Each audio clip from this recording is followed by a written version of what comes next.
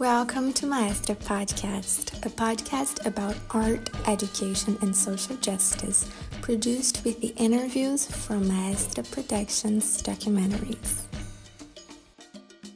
Today's episode is an interview with Eloisa Hernandez about her memories of the Cuban National Literacy Campaign that took place in 1961.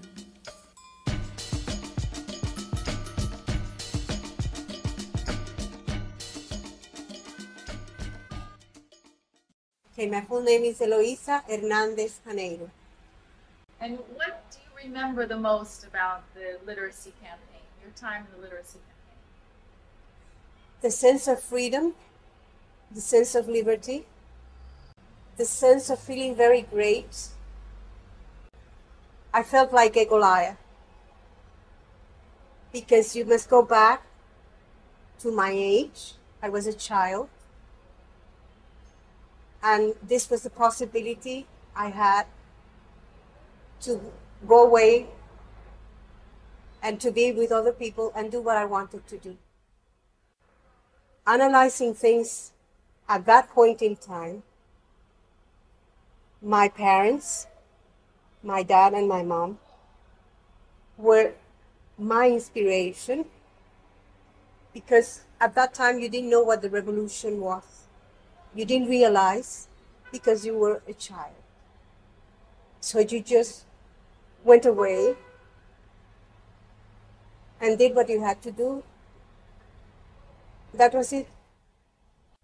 Well, I'm very bad at dates. I was born on May the 9th, 1948, and the campaign began in 1961. But the revolution triumphs in 1959. So I was 11 when the revolution triumphed. I was about 12 when the campaign started. My parents didn't have to say anything because both of my parents, please remember that I was born in Caimanera. Many people call it Guantanamo. You know, I don't have to explain to you what Guantanamo means to us and to the world, where the naval base is. The U.S. naval base is based in Guantanamo, but in a small territory known as Caimanera. It's a beautiful territory where a war had been really waged there, a battle with weapons, with fire, with everything. And my parents, they both were engaged in that battle, in the organization of the liberation of that little town known as Caimanera, being so near to the naval base, where the Americans were based in that period. And they would come from the naval base to the place where I used to live, where I learned my English with them, right? Because not all the Americans are bad Americans. There are lots and millions of, hundreds of millions of good Americans, okay? And it seems to be that according to my life, it had to be that way. I had to be always connected to the English language and to the American people, which I really love. So going back to the literacy campaign, my parents didn't have to force me to go or ask me to go. I went because I was also with my parents when they were in the war against the tyranny, you understand? I was a child, but I would carry weapons. I would help my parents. We were very small, and my sister and myself would carry weapons to a given place so that the weapons would be taken to the rebels in the second front in Santiago de Cuba. You understand? So that is the reason why I was part of the literacy campaign as something natural, as life is, because life is very natural. You have to let go life and be part and parcel of what you really enjoy. What do I remember the most? The sense of liberty, the sense of freedom. And I don't know, Martí said something like schools or teaching is like enhancing or promoting the spiritual level of the human beings. So this is what I remember the most of the literacy campaign. I have a very weird,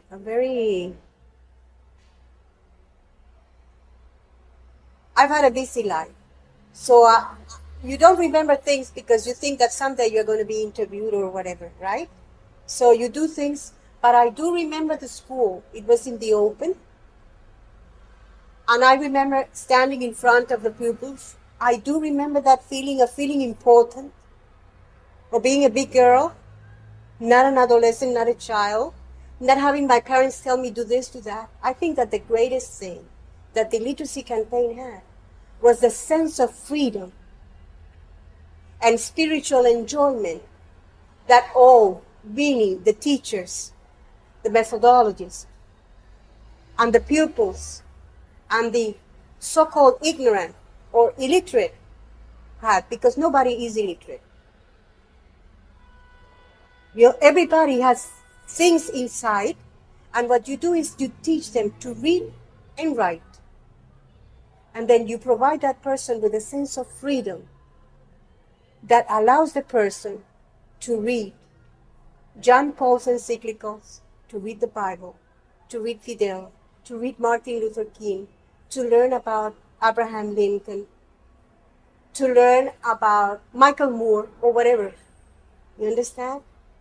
To know a little bit about Savannah, Georgia, to know a little bit about Gandhi, Mother Teresa, whatever. And I think that every person, every individual is a teacher. Because do you have children? Not yet. But when you bring a child, when you have a son, you're not a teacher. And you teach your son or your daughter to be an honorable man. Right? You don't need to read and write to do that. The people in the Amazonas don't need to read and write to teach their kids. They're Indians, or the black people in the United States of America. They're black, they're Indian, whatever they are. And you teach your children to be honorable people.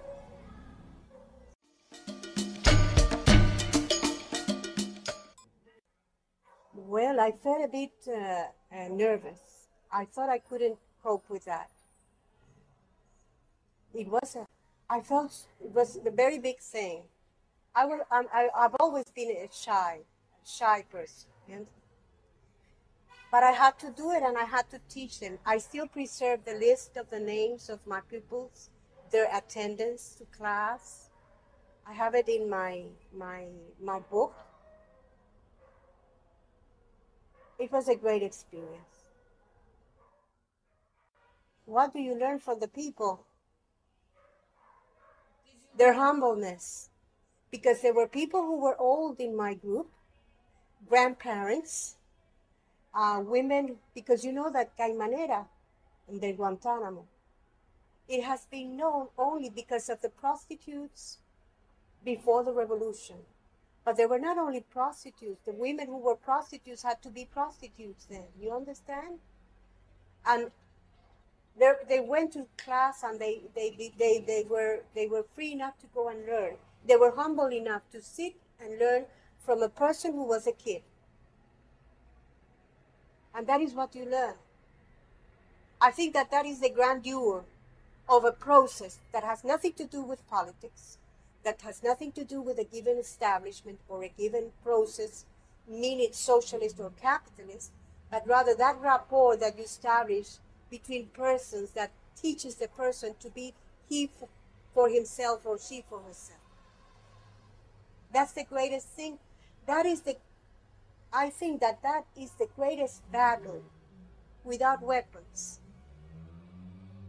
A peaceful war, if you want to call it war. A peaceful endeavor, right? And it comes from the old ages. It has been practiced even by the church. Because you see today North Americans and people from all over the world in Venezuela, and people that you have never even interviewed, that are unknown to the world and has done much than what I did. You understand?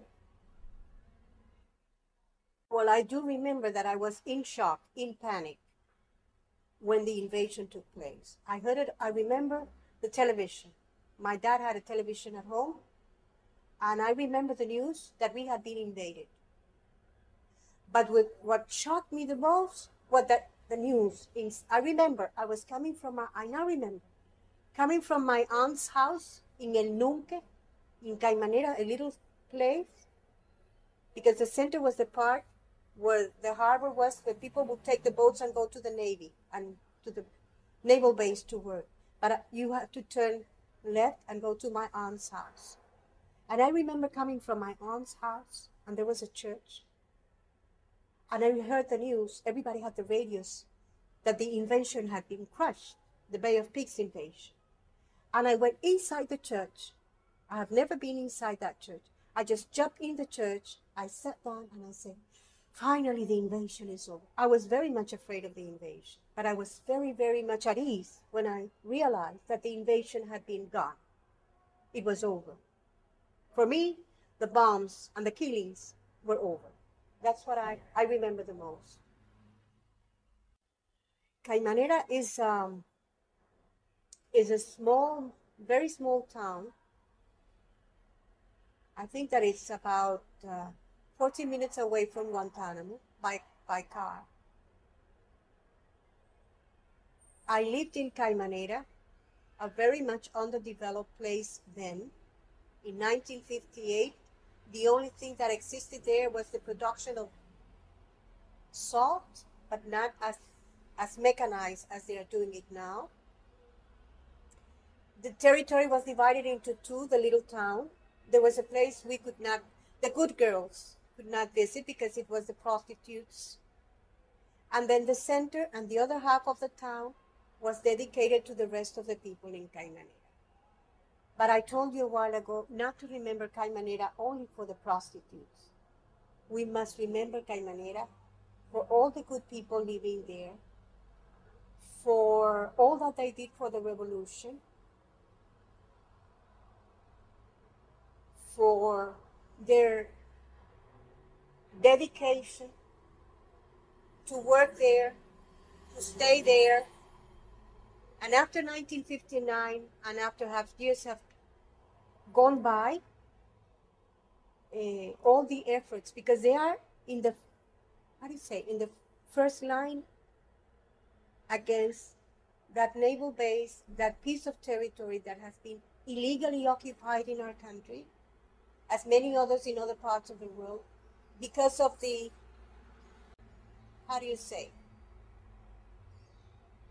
the feeling of power of a big empire. I do this because I want to do this. I want to have the base there, and I don't mind what the people think about that. So Caimanera was and still is a nice place where people live and people keep on, and sometimes they pretend that it's not there. But if something happens that awakens their feelings, they do wake up and they do act and react against any action that can be taken against our territory because of the naval base. And how did you come to speak such beautiful English? I told you before that maybe it's because 10 generations behind me. My mother, she studied in a Catholic school in Camagüey, and in a nun school, she knew English. But it was meant to be that way. Things don't happen by chance in life. I am a person who thinks that when you are born, you carry a book under your arm, and the book has a number of pages, and your life is all written in that book. This is my belief. Of course, there are things that you have to change in the course of your life. You have to be dialectic. You cannot be dogmatic, right? But this is my feeling. Since I was born in Caimanera, there were North Americans who were in the Navy, who were working in the naval base, who would come from the base to Caimanera and stay with their wives and live for the weekends with their wives. Or maybe in the course of the day, they would come in the day and then they would go the next day to work in the naval base. And this is how I learned my English when I was 3 or 4 years old, because I would live with them. I remember eating peanut butter. I remember the bouquet or the flavor of marshmallows. I remember the peanut butter with strawberry jelly or jam, however you call it. I remember how do you say, when you used to how do you say, dye the eggs and put them in colors and put them in the basket. I don't know when did they do this, but I used to be with a friend, with an American woman who lived there with her husband. Her name was Pat. She had blue eyes like you, and she had the like you, just like you. Just you're a second Pat to me today. I remember all that. So I learned the English from the cradle. Then I went to Guantanamo and I studied English in a Protestant school in Sarah After School. My fifth, and my sixth grade. And in the sixth grade, the revolution nationalized education. So I had Spanish in the morning and English in the afternoon. And I enjoy speaking in English because I believe I don't think in Spanish. I think always in English. This is how then I went to scholarship, then I graduated, and I became an interpreter because I wanted to be an interpreter. And that's what I do.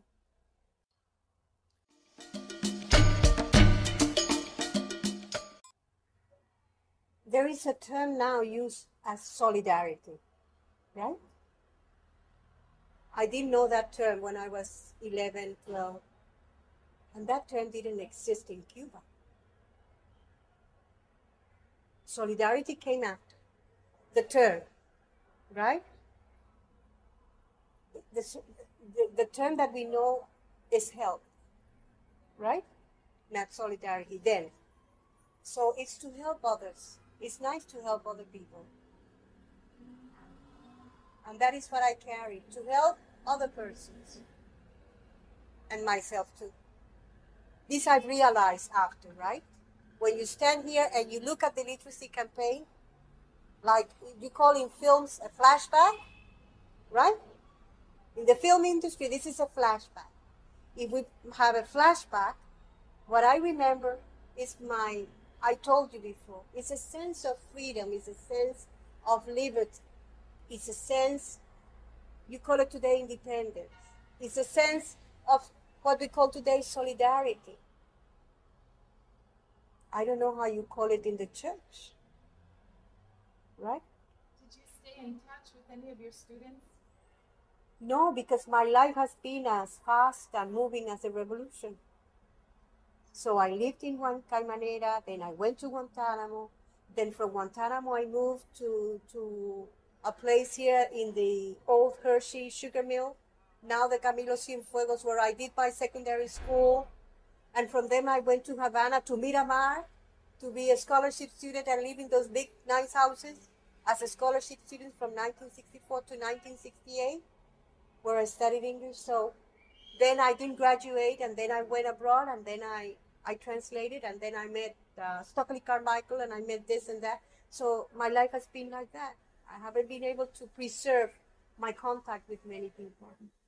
I went to Caimanera in the same town, part of the time there, and then in another town in Guantanamo, where my parents had to move because my father was working in the agrarian reform.